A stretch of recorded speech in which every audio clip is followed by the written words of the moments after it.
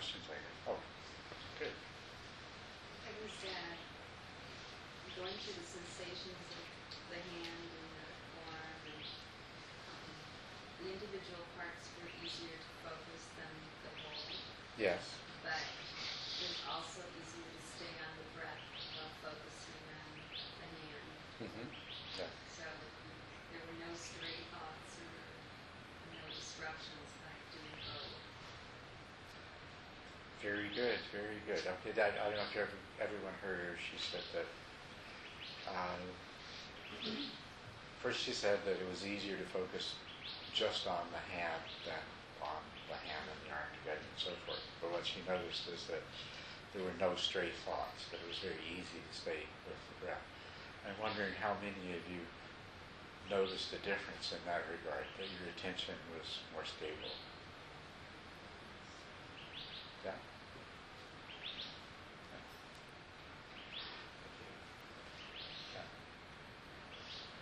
How about after you came back to just staying on the nose for the last 15 minutes we sat? Did anyone notice that that was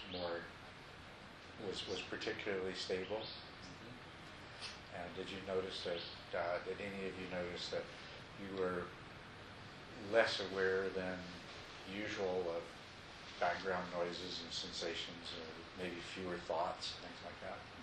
Mm-hmm. Good. So this is what we did partially was to the method is called experiencing the whole body with the breath. We just did the upper body. We could have expanded that to include the legs, and then we could have spent a period of time experiencing the whole body with the breath.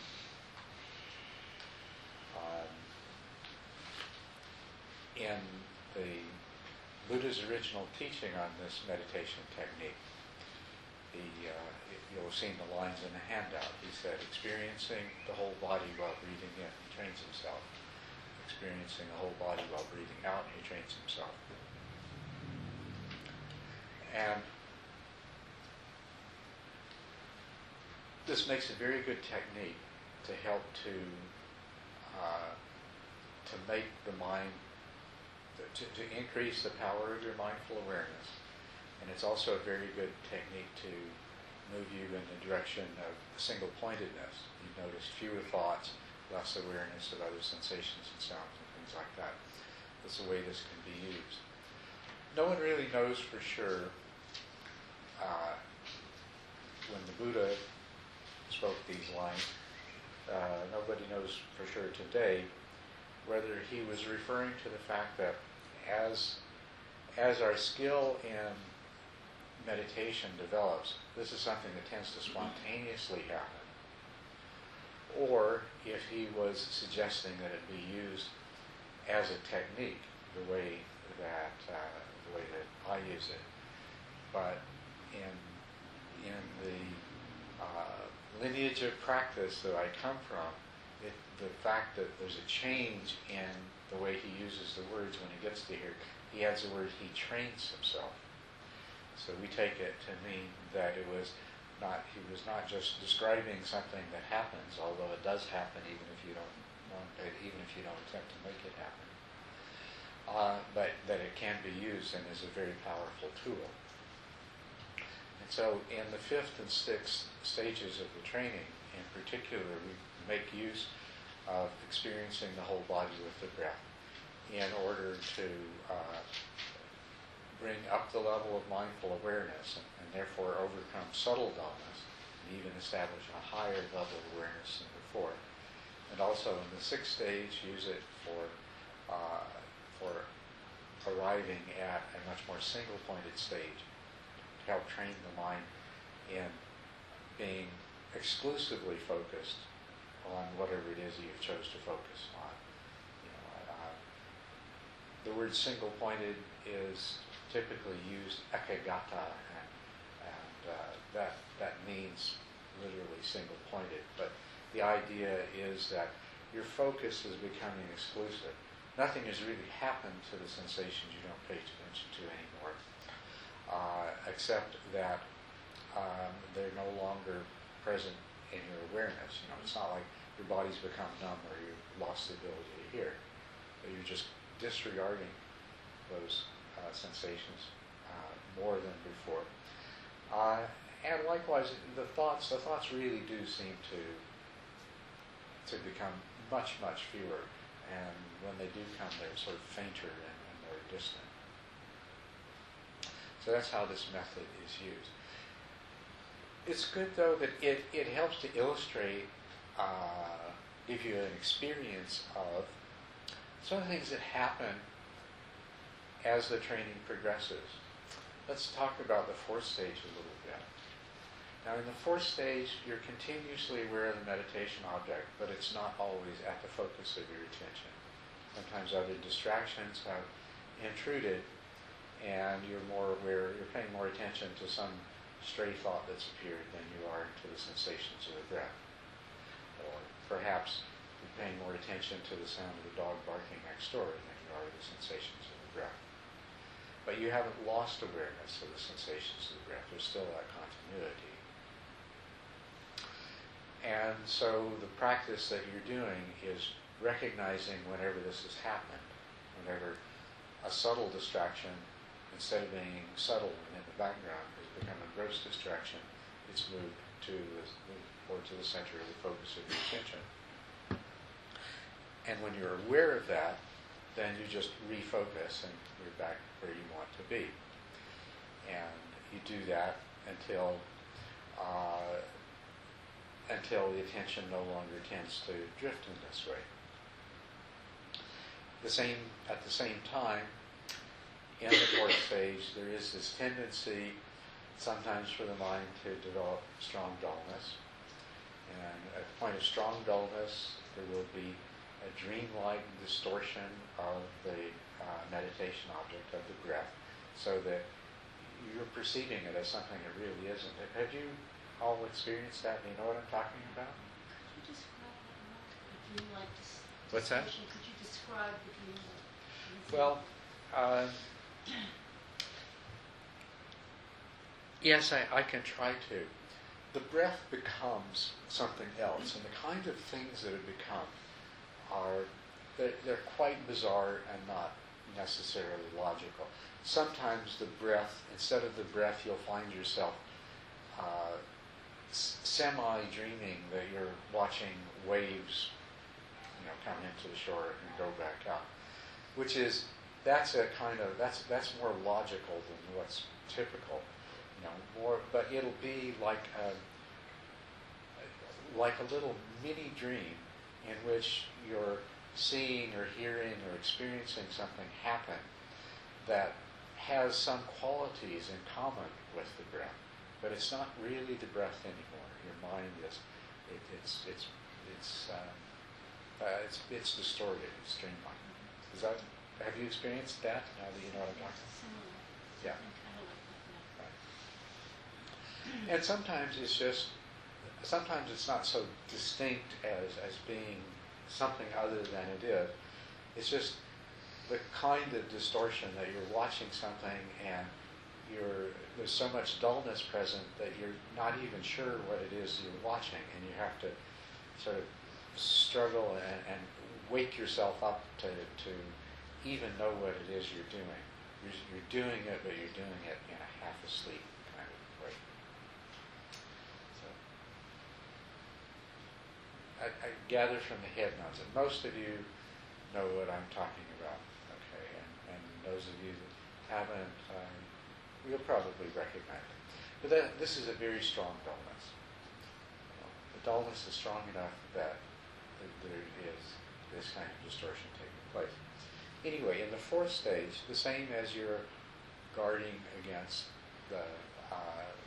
some other thought or awareness displacing the meditation object, you're also guarding against the slipping into this strong dullness, and you bring yourself back. And how does it happen that you're able to do this kind of correction and be aware of this? It is a kind of expansion of your awareness. And I've called it introspective awareness because it has that quality of being aware of what's going on in your mind rather than being outwardly focused, like, for example, on the sensations of the breath. You can become so involved in the sensations of the breath that you're not really aware of what's happening in your mind. And when you're too absorbed, and I'd like to use that word, when you're too absorbed in the sensations of the breath at this stage, you're very vulnerable to something else slipping in. When you become too absorbed in the breath, some little sneaky thought will come up and gradually go larger and larger and larger until it's there in the middle of your awareness and it's kind of pushed the breath to the side. Experience that? Other times you're very focused on the breath and all of a sudden it's like catches you by ambush. It grabs your attention, you're gone, and afterwards you're not even sure how it happened. You just know it happened all of a sudden. And after a few moments, whatever, you realize what's happened, and you let go of that thought and you go back to the breath. So sometimes they sneak in, sometimes they're like ambush.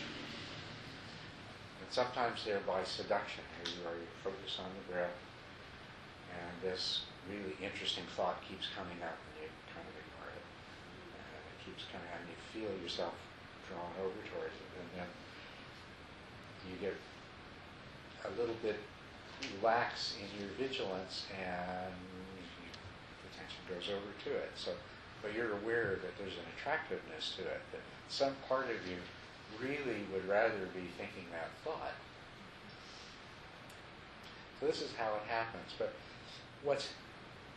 to become aware of this is really when you can stay focused on the meditation object for a period of time. And so even in the third stage, you'll start to experience this.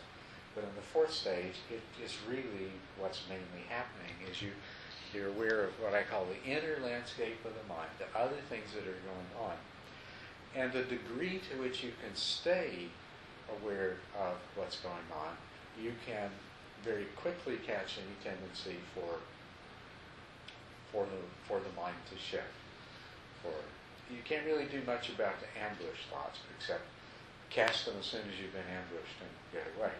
But the sneaky ones, you can catch those and you can just focus in a little more and keep them from intruding.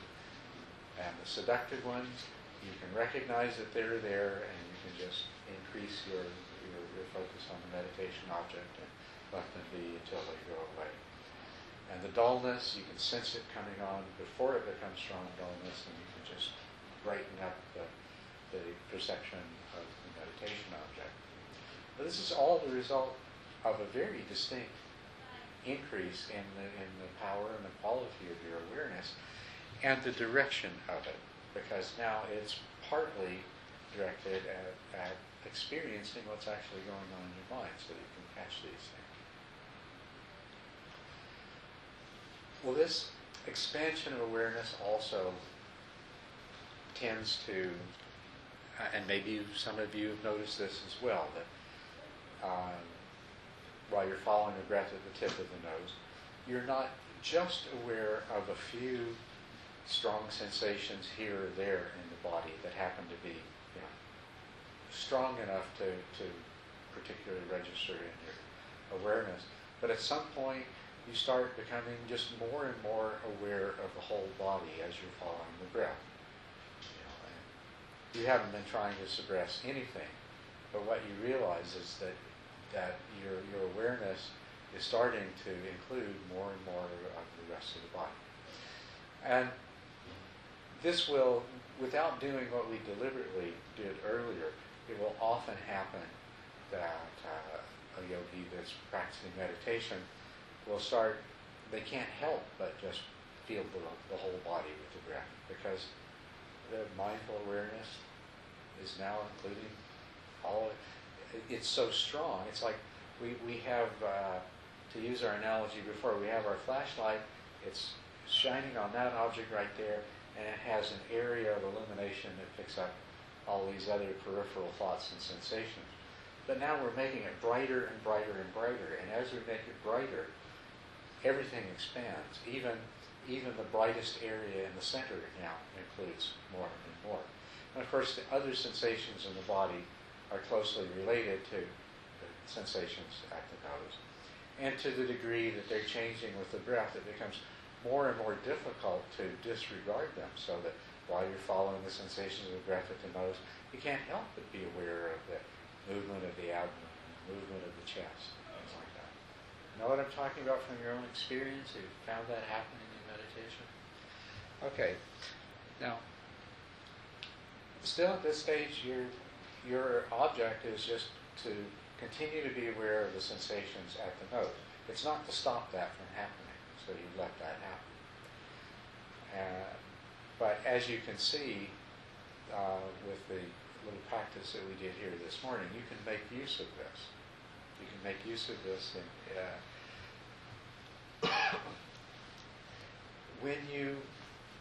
when you've stabilized your focus enough so that gross distractions and strong dullness are no longer a problem, then you want to start doing a practice that corresponds to the fifth of the stages that I've described. And that's a practice where you want to become aware of any tendency of your mind to slip into dullness at all and correct for it. So you're no longer tolerant of the subtle dullness that makes it easy to stay focused on the meditation object. Now, what you expect of yourself is that you're not going to lose any of the vividness and clarity of perception. You're still going to remain focused on it to the exclusion of gross distractions. So you're going to remain focused on it, but not by sacrificing, not by relaxing a bit and stepping back from it, but staying really on top of it. Not only that, if you can, you're going to further increase the power of your awareness. So in the fifth stage, that's the main thing that you have in your mind. You're always sort of introspectively examining the state of your mind and the quality of your perception and meditation object. And if you feel like there's a loss of clarity, you're going to try to brighten it up. And then you can use this awareness in a larger part of your body as a way of helping to do that. Because as the lady at the back, sorry, I don't know your name. Anyway, as she said, she noticed that, and I think you all noticed this, that when you tried to observe the sensations in a larger area, there was immediately a loss in the distinctness and clarity of the sensation. But if you do this repeatedly with the idea in mind that you're going to try to have as clear an awareness of the larger area as you did in the past of the smaller area, you are in effect training yourself to a stronger level of mindful awareness. You see that? Follow that? You know what I'm saying? That's the only way that you can perceive the sensations in your entire arm with the same degree of clarity that you could just those in your hand is that the power of the flashlight has to be cranked up a notch. And if you expand that to your both arms and your whole torso, once again, in order to have that same degree of vividness and clarity, light's got to become even brighter. So that's the direction you're moving. Some of you may have, even in that brief exercise, noticed the difference. But if you do this repeatedly, the difference it induces is profound. And then if you come back to focusing on the sensations at the tip of the nose, well, it's like you come into a small room with a huge halogen floodlight on. Everything is just really crisp and clear. So this is a way of not only overcoming even the most subtle tendency to dullness, but actually increasing your mindful awareness. Then the other thing I already mentioned that you notice doing this is that there are fewer thoughts and less awareness of other sensations when you come back here. And actually you probably might have noticed that throughout the exercise. Although admittedly, if your attention is still not stable, not solid, but tending to waver, and I think you might not have experienced this quite so much. But the principle behind what's happening here, let me explain it this way. When you're sitting with your eyes closed, the two strongest sources of distraction that you have are thoughts and bodily sensations. Would you agree with that? Okay. And they're both very strong. But the one that's most difficult to overcome are thoughts. Overcome in the sense of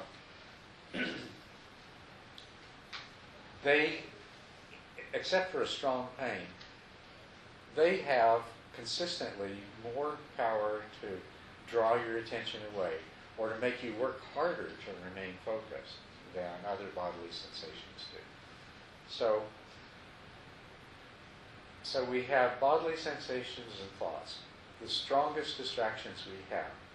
So what we're doing here, in effect, is putting all of our attention in bodily sensation and then essentially consuming the available bandwidth of our mind to try to be aware of a lot of sensations at once. It doesn't leave much room in conscious awareness for thoughts.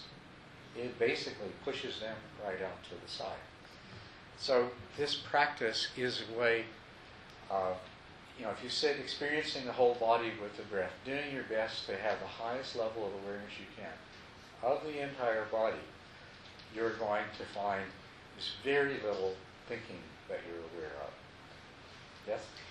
And this is why I don't understand why it is in the sixth stage. Why is it not in the beginning? We had all the experience this morning. We went right and better and more concentrated. And I know from my own practice of yoga that when you start with the gross body and then go internally through body-mind awareness, you are more easily than to do the meditation. So why is it part of the sixth stage? Well, because when people do this who haven't, in the first stages we're really training directed and sustained attention, and we're increasing the level of mindful awareness you have. And we're also training you to not just be exclusively focused in the sort of outward direction towards the sensations, but also the inward directions towards what's happening in our mind. If that hasn't happened yet, then you start off doing this kind of scan and trying to focus on multiple areas. And you'll still experience mind wandering. You'll forget what you're supposed to be doing, and your mind will go off on a world cruise. So it's better to just stay with the simple sensations here until you get past that process, until you get past the mind wandering, until you get past the forgetting, and pretty much until you get to the point where you are aware when you don't truly have the meditation object at the center of your focus. Now there is another reason too, and that's that there's a real payoff, and this, in the fifth and sixth stages, we're starting to approach the point where this becomes more and more important. There's a real payoff to the fact that you spent so many hours observing the sensations of the breath at the nose that, boy, you just know everything that you could possibly know about that. I mean, they are really familiar. You know the different kinds of sensations that are there, and you know how they tend to change, and how they are at one time, and how they are at another, and how the pauses get longer and shorter, and it's just so familiar. You want that familiarity. So that's another reason. But I think the main reason is that I have tried a little bit with people who really weren't at the fourth or fifth stage to try doing the experience of the whole body of the breath. And generally the result is they find it very frustrating, very difficult, and not helpful. On the other hand, at about that point where the awareness is just spontaneously expanding anyway, and you do have that focus, it works really well. Not everybody needs to use it. Not everybody likes it. Some people absolutely love it as a method, and some people would just as soon not bother with it. But I'd say that the majority of people, when they get to this particular stage, it's a great advantage to use it at least for a little while. But that was a good comment about the yoga, because it is similar in that way. And that's why when you're doing this and you're aware of the whole body, and then you bring the focus back down to the tip of your nose, that's when you really see it. And so if you were using this practice, when you do use this practice, that's the idea, that you always come back to that narrow focus. And then with that enhanced mindful awareness, and with whatever degree of single-pointedness, quite often after you've spent 5 or 10 minutes experiencing the whole body with the breath, and you come back to the tip of your nose, it'll be totally single-pointed. That's all there is there is those sensations, and they just completely fill your awareness. And there's no thoughts, and there's nothing else.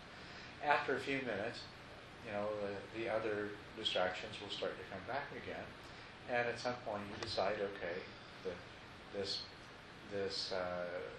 level of awareness and single-pointed focus has deteriorated to the extent that you're ready to go back, and you do the whole body again. And so you can go back and forth between them, and you'll extend more and more the period of time when you can sustain that kind of single-pointed focus. Other questions? Comments?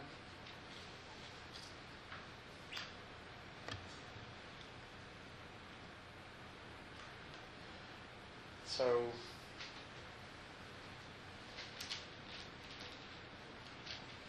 now, usually at this point, somebody is thinking about, they can say, see where this is going.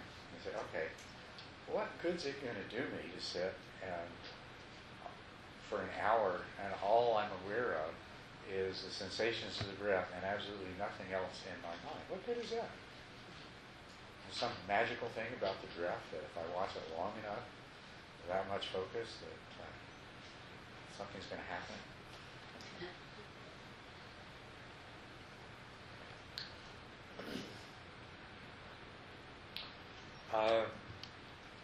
It's actually a thought that not just people listening to me and seeing where this is going, but people get to the seventh stage and they have that thought as well. The seventh stage, you have that kind of single-pointed focus that you can, you sit down and you may have some distraction in the beginning and it may take a little while, but you can pretty consistently and more quickly all the time get to the point where there is just the sensations of the breath. And usually the breath becomes very fine, very shallow.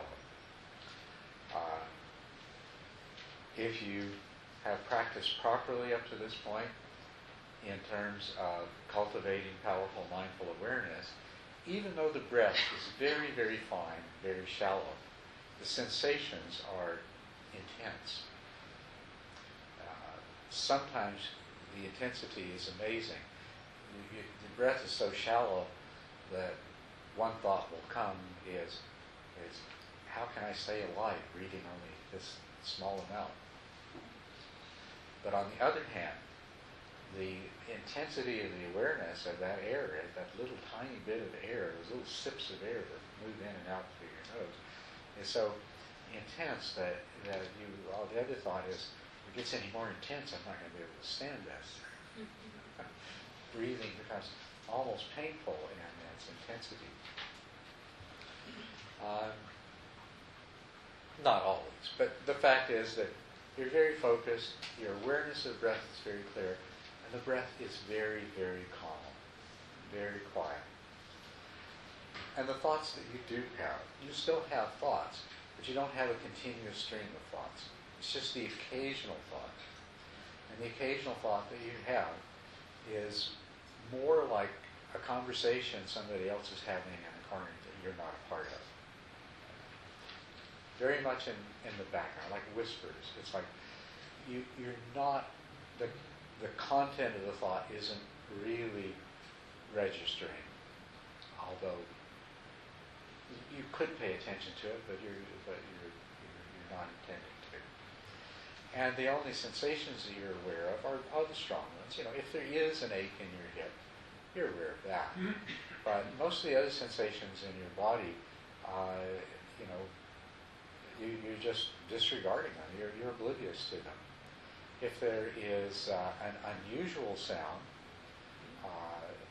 then of course you notice it, but you're sort of filtering out all of the ordinary, like the traffic noise and the sounds of air conditioners and all of the ordinary sounds are just, you don't have any problem at all disregarding them.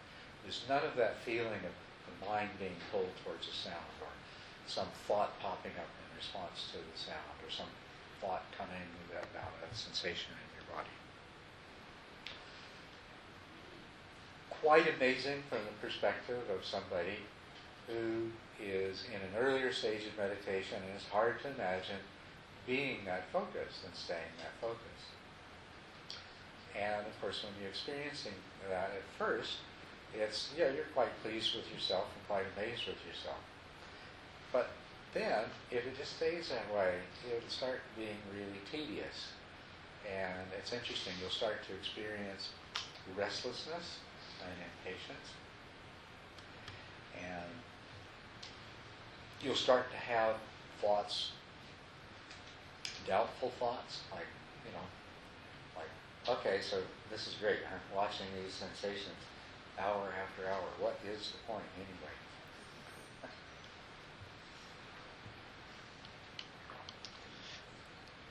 And that's one of the most difficult things about the seventh stage, is that tediousness.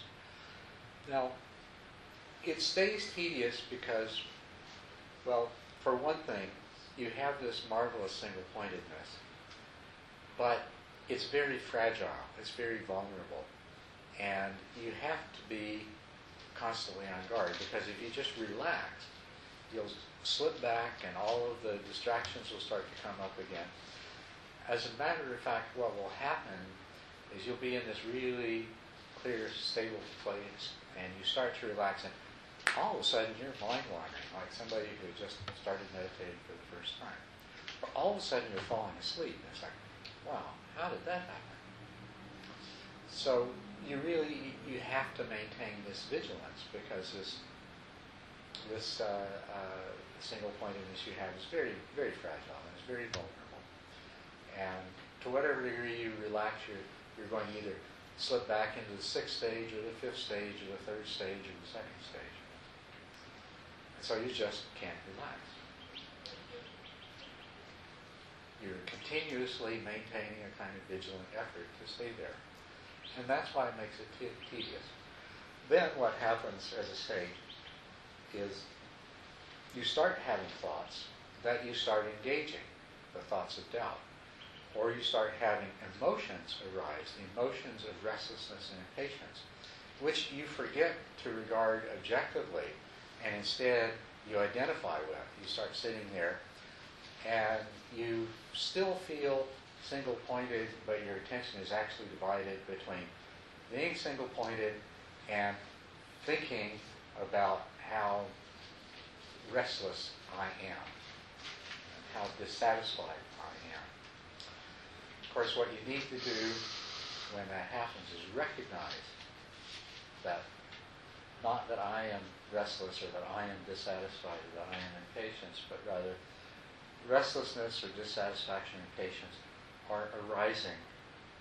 Let them go and return to the exclusive focus. Don't entertain the emotions as self. And when the thoughts, the doubtful thoughts come up, I must be doing something wrong. This is a lousy method. Maybe I should go do some other kind of practice. Don't engage those thoughts. Recognize them for what they are. They're the hindrance of skeptical doubt. So you let go of them, and you just go back to the practice. The really tricky part in this stage is that at some point you're not going to need to maintain such a level of vigilance anymore. But it's hard to know when you've arrived at that point. And what happened with me is I had been in this tedious stage for way too long. Because, a part of my nature has always been to be in control. And in that stage to have, and it's sort of a perfectionist. I'm kind of a perfectionist, and I like to be in control, and I like to have things exactly in a certain way. And when they stop being that way, I immediately want to do something about them and make them the way they should be. And so I spent a long time, 7 stages of perfect trap for somebody like me. Because here I have this perfect single-pointedness, and as soon as it starts to go away, I fix it. And I have in my mind the goal that it's not even going to waver by a micron from perfect centered focus. And so I was experiencing all of the doubt and the restlessness and the tediousness, struggling with that. And then one day, I was visited by some bodhisattva angel flies. It's a special kind of fly. They look and sound and behave exactly like ordinary flies. So it's hard to tell the difference, and you have to. But I was sitting and meditating, nice single-pointedness, and also this, this sense of, something's got to change. And then these flies come. I think there are about 3 of them. And one lands here, and then crawling around, and they fly away. There's enough of them, so there's always at least one on my face, and when it leaves, another one comes back. Sometimes there's 2, sometimes there's 3, and, I'll investigate the ears. And I am determined that I'm going to stay single-pointed. I'm going to not even notice these flies, and I get pretty good at it. Every time I become aware of the flies, I just bring my focus back and stay there.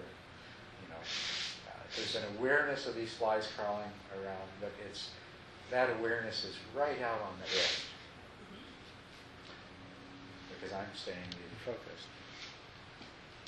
It's right out on the edge, but my awareness is strong enough that I know every time they're gone, and there's this state of apprehension that places here.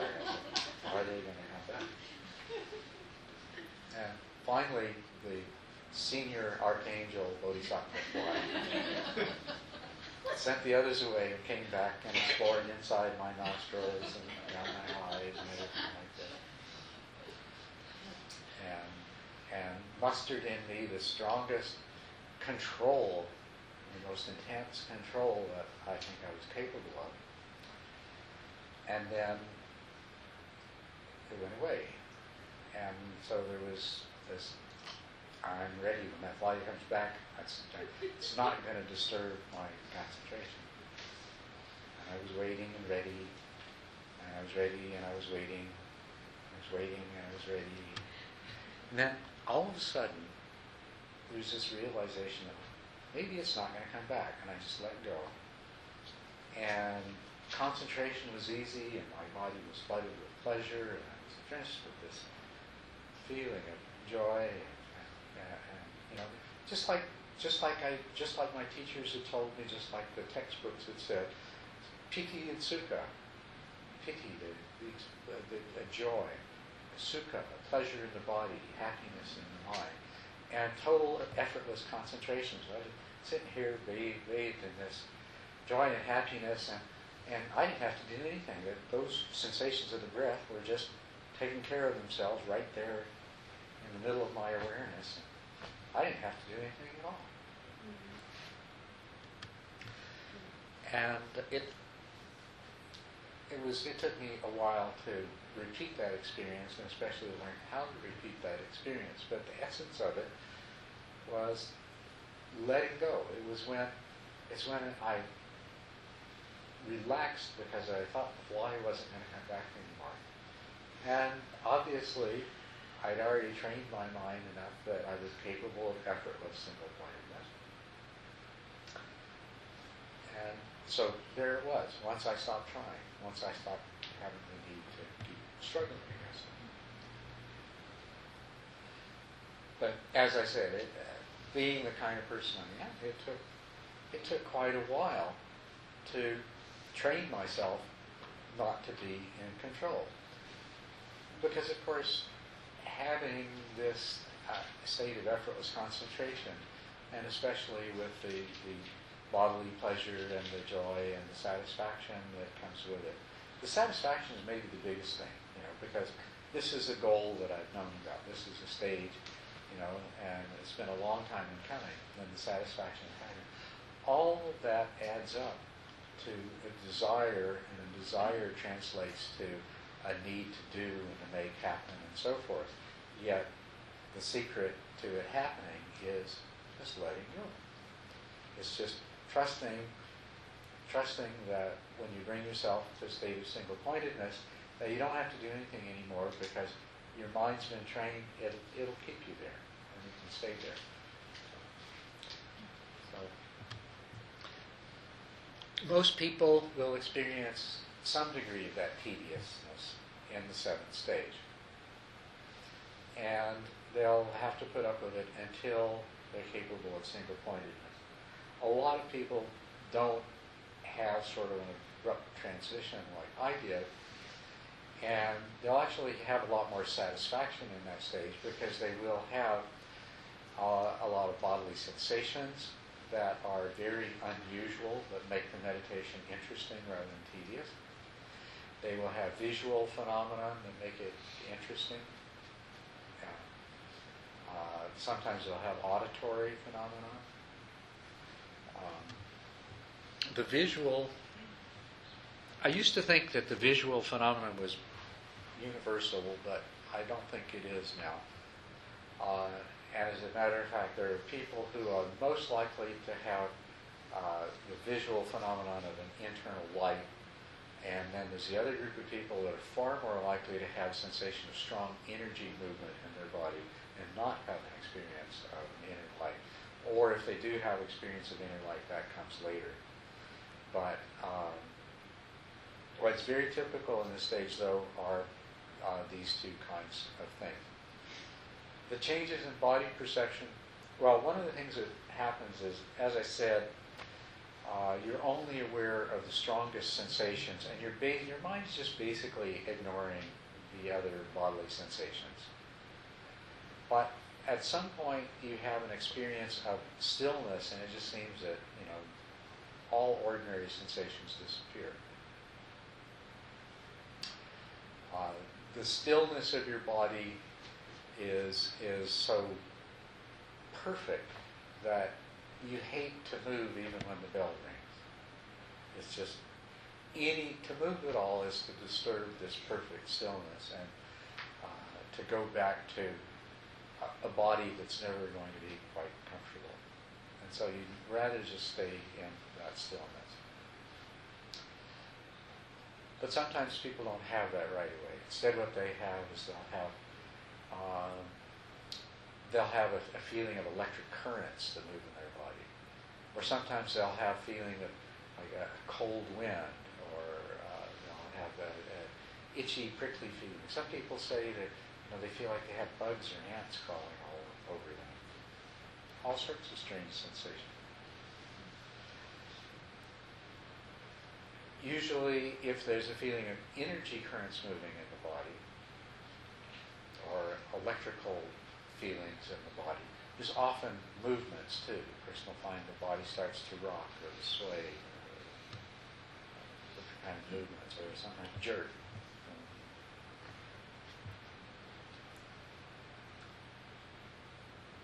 So there's a lot of different kinds of sensations and movements which can precede you coming into this delightful stillness. The stillness will be followed eventually in time by a very exquisite feeling of pleasure that just fills your whole body.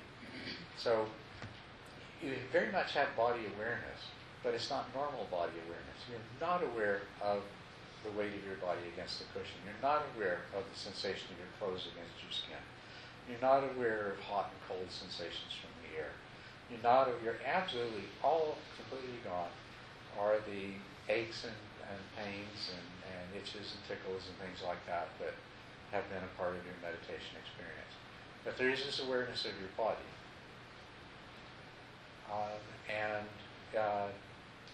At some point it does become a distinctly pleasurable awareness.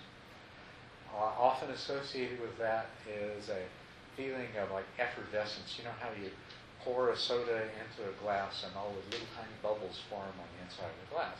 And you'll have the pleasant feeling will actually be as though you have zillions of little microscopic bubbles just under your skin. And it just feels sort of delightful.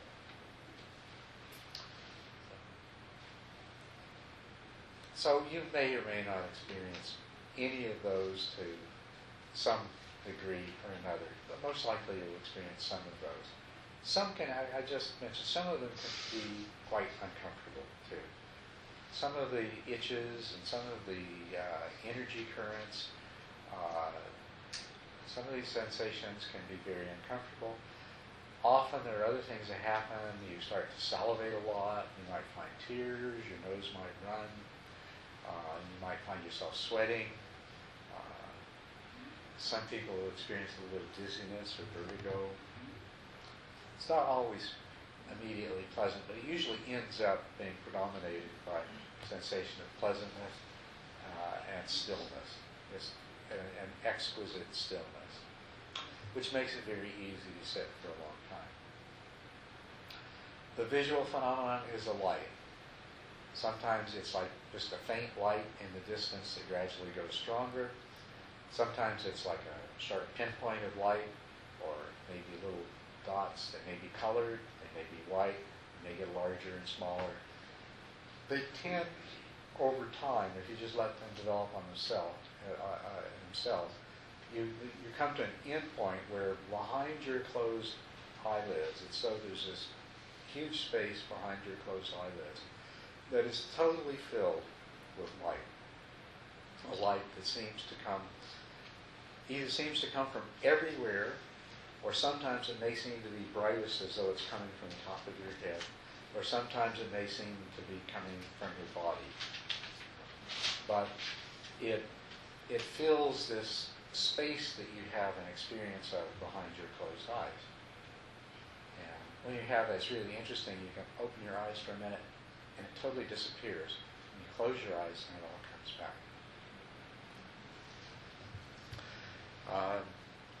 It's different forms with different people. Sometimes somebody will have a bright orb and it'll float around and expand and contract. And these things can be quite entertaining, but they're just distractions. As I say, the end point is usually a more diffuse, very light-colored light. Sometimes white, not always white, but usually very, very pale if it's colored, although it may be intensely colored before it develops fully. If you have auditory phenomena, then what you're going to hear is like the sound of a buzzing or a ringing, or it might be like the sound of music in the distance that you can't quite make out. It can be very pleasant if it's musical or it's something like that, or it can be not so pleasant. Sometimes it's a buzzing like one of these electric alarm clocks or something like that. But not everybody has auditory phenomena. Very few people will have olfactory and gustatory phenomena. They'll smell incense or flowers, or they'll taste some sort of nectar in their mouth, something like that. And these are all basically incidental to what's happening. Might theory as a person with a background in neuroscience is this is where the parts of your brain that are usually processing sensory information are basically going into a completely different kind of mode where they're producing the equivalent of white noise of the eyes, white noise of the body, white noise of the ears, and it acts as a kind of insulation of the mind from external distraction. Now back to the seventh stage. What happens in the seventh stage is none of this is fully developed, but you'll get little bits and pieces of this. You'll get moments of joyful feeling. You'll get moments of pleasant feeling in the body. Or you'll get periods of itchiness, or you'll get periods of feeling energy currents in your body. Or you'll get lights that flash different colors and then pass away. You know, you'll get bits and pieces of this. But what they are is indications of what's to come. And they'll make the seventh stage a lot more interesting. And what they seem to represent is, well, there are a foretaste of what's to come. I should probably let you have a break and then come back and I'll explain to you how this relates to what comes afterwards.